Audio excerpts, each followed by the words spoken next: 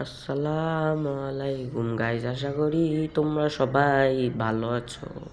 আমি আল্লাহর রহমতে আলহামদুলিল্লাহ ভালো আছি। আজকে আমি আগুন বাবা তোমাদের জন্য নিয়ে আসলাম ওকুমাকো সে প্রিয় সনিতার বান্ডিলের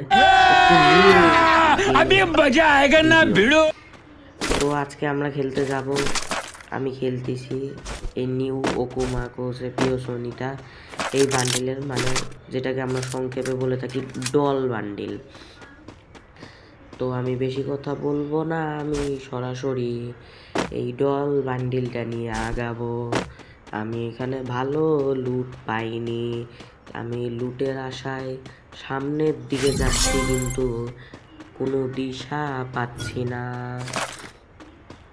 এখানে আমি MP40 তুলে নিলাম, কারণ আমি জানি ওই বট এনিমিটা আমাকে দেখলে মার দিতে অবশ্যই আসবে, আর আমাকে বাঁচতে হলে MP40 দরকার অবশ্যই হবে। তাই আমি এখানে MP40 আর একটা AK-47 নিয়ে নিলাম, কারণ ওর মতো এনিমিকে মার দিতে গেলে আমার একটা শর্ট গানের দরকার হবে না, আমার MP40 হলে হয়ে যাবে। আমি এখানে আমার গুয়ার ভিতরে একটা দেশি গাঞ্জা টাইনা লইলাম, কারণ মারতে গেলে আমার একটা গাঞ্জার দরকার, তাই আমি একটা দেশি গাঞ্জা টাইনা লইলাম। এই গাঞ্জিরা টেনেই আমি সোজা চলে যাব এনিমির কোলে। এই ম্যাচটা আমার বইয়া করতেই হবে, কিন্তু ওই বদমাইশ এনিমিটার চোখে যাতে আমি পড়ি, আমার কাছে আসলেই আমি ওকে মেরে দেব। আমি এখান থেকে সোজা ক্লক টাওয়ারে চলে যাব, কারণ ক্লক টাওয়ারেও এনিমি থাকবে। এখানে আপাতত হালকা পাতলা একটু লুট করে নেই। আমি আগুন বাবা আমার মাথায় যত বেরেন আছে সব খাটাইয়া আমি এইখানে একটা হুন্ডার আওয়াজ পাইতাছি, সেই কারণে একটা 3 লেভেলের ব্যাগ কিনা লইলাম, যাতে ওই এনিমিটার যা যা আছে তা আমি সব নিতে পারি। তার আগেই তো আমি ব্যাগ লোড করে ফেলাইলাম, এখন কি হবে? চলো আমরা চলে যাব আল্লাহর নাম নিয়ে। আমরা সামনের দিকে আগিয়ে যাই। সামনের দিকে লাল হুন্ডা দেখে মাথা আমার গরম হয়ে আমি বডি শট দিতে চাইলাম, কারণ আমি হেডশট পাবলিক নই, আমি বডি শট পাবলিক। ওর মতো আমার আশেপাশে এত মাথা গোল খাওয়াচ্ছে কেন, সেটা দেখেই আমি পিছন পিছন দৌড়াচ্ছি, কিন্তু কোনো দিশা পাচ্ছি না। কোথায় গেল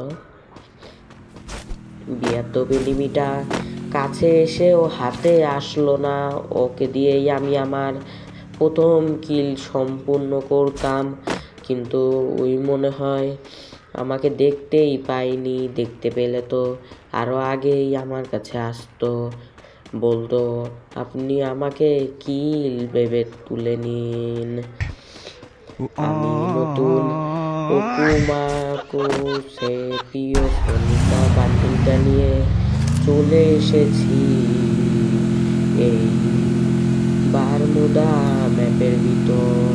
আমি আপাতত চলে যাব ক্লক টাওয়ারে, কারণ আমি জানি এই সুপার গাঞ্জাটা আমি যখন টেনেছি, গাঞ্জার ফল দেখতে গেলে আমাকে ওই ক্লক টাওয়ারে যেতে হবে, না হলে এই সুপার গাঞ্জার টান আমি আপনাদের কেমনে দেখাবো। আপাতত এই সুপার টায়ারের উপর উঠলাম।